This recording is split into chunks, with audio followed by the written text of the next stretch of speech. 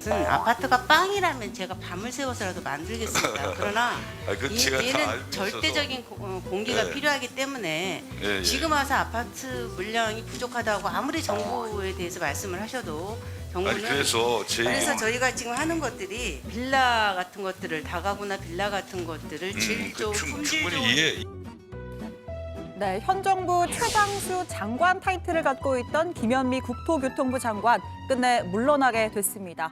3년 6개월 재임 기간 총 24번의 부동산 대책을 내놨지만 이 결과만 놓고 보면 집값은 물론 전세, 월세 가격까지 다 올랐습니다. 문 대통령은 당대표 시절 비서실장을 지낸 김 장관에게 줄곧 깊은 신뢰를 보내왔지만 더 이상 부동산 민심 이반 버티기 어려웠다라는 평가가 나오고 있습니다. 자, 정치인 출신답게 할 말은 하는 김 장관, 많은 어록도 남겼습니다. 조금 전 들으신 아파트 빵 언급부터 시작해서 의도치 않은 역풍을 부른 적도 많았는데요. 30대에 영끌하는 그런 매수세라 그럴까 물건들을 비싼 가격에 30대가 사준 게 아닌가 이런 굉장히 안타까움이 지난 6월, 7월 시장에 있었습니다. 묻는 거는 5억짜리 아파트가 있냐 그걸 물어보는 겁니다. 저희 집 정도는 디딤돌 대출로 살 수 있습니다. 영업이 안 되는 이런 호텔들이 있습니다. 근데 그런 것들을 리모델링을 해서 저희가 머지않아 또 그쪽 뭐랄까 좀 근사하다 그럴까 아무튼 잘 되어 있는 사례를 한번 발표할 기회가 있을 겁니다. 후임은 변창흠 한국토지주택공사 사장입니다. 청와대는 변 내정자가 주택 공급, 신도시 건설, 도시재생 뉴딜 등 이른과 실무를 겸비했다는 평가를 받는다면서 국민들이 느끼는 주거 문제 점검, 양질의 주택 공급을 가속화하는 주거 정책을 실현할 것으로 기대한다라고 설명했습니다. 다만 김현미 장관에 대해선 경질이 아니다, 맡은 바 소임을 다했을 뿐이라고 했죠. 자, 말고도 3명의 장관이 더 바뀌게 됐습니다.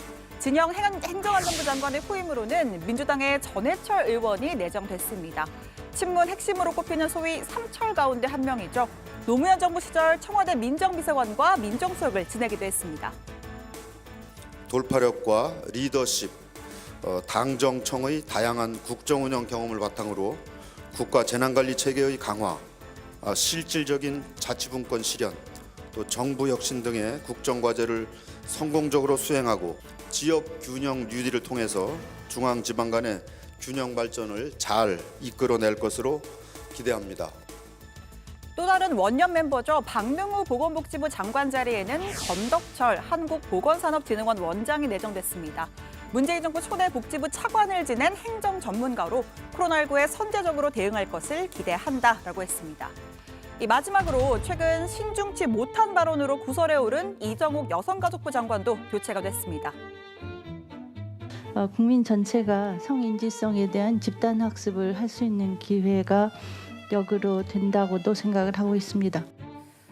네, 내년 서울과 부산시장 보궐선거에 국민 열세 838억 원이 쓰인다라는 지적을 받자 방금 들으신 그 답변을 한 겁니다. 여당도 도저히 쉴드가 불가능했습니다. 민주당 일부 의원들이 이 장관을 교체해 줄 것을 요구하는 뜻을 청와대에 전달하기도 했었죠.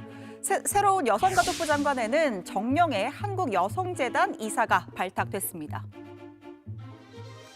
지난 2, 3월과 8월에 이어 세 번째 유행이 진행되고 있다고 판단합니다. 오늘부터 수도권에서는 거리두기 2단계 조치가 시작됐습니다. 거의 희망이 없어요. 일단은 해보긴 하는데 그래도 기대는 못해요.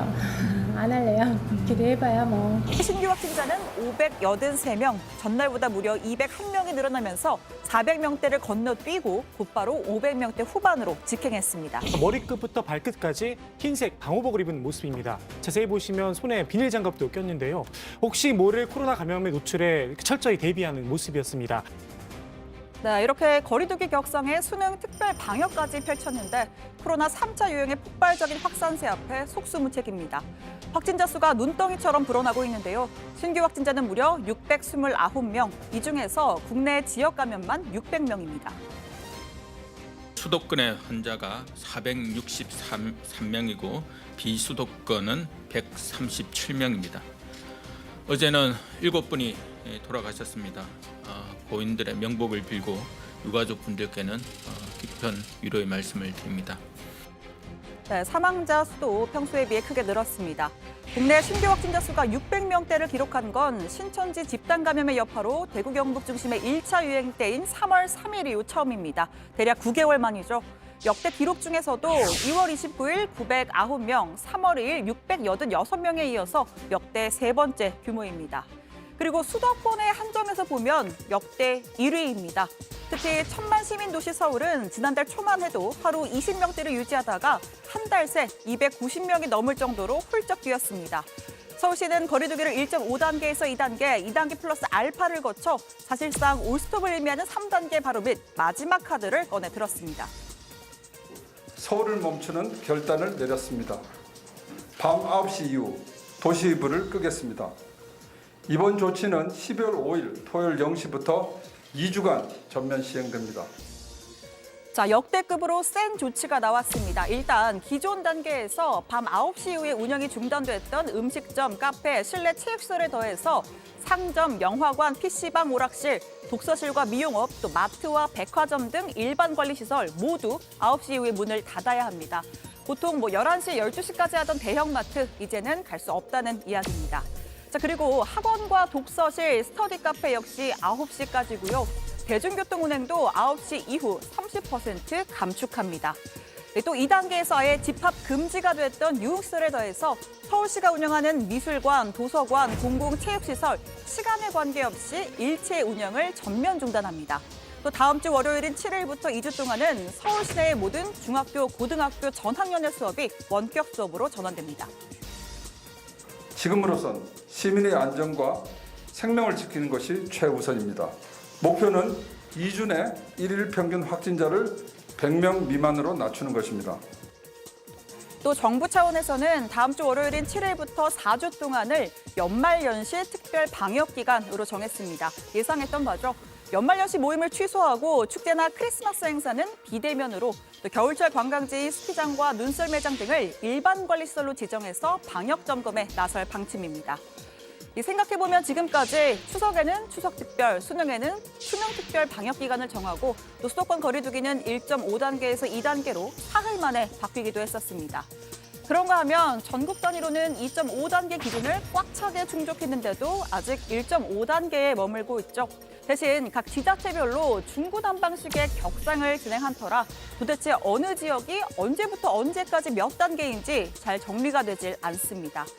또 8월과 9월 2차 유행 때는 일평균 두 자릿수가 나오던 광복절 바로 다음 날 곧장 2단계로 돌입을 했었는데, 자, 이번 3차 유행 때는 보름 넘게 상황을 지켜보다가 조금 늦게 격상을 했죠. 거리두기가 효과를 발휘할 최적의 타이밍 놓쳤다는 전문가들의 지적이 나옵니다. 1.5단계는 전혀 효과가 없고 효과가 없을 거라고 생각해서 전문가들이 그때 2단계로 빨리 올리라 그랬던 거고요. 그러니까 타이밍 놓친 효과를 톡톡히 보고 있는 거죠, 지금.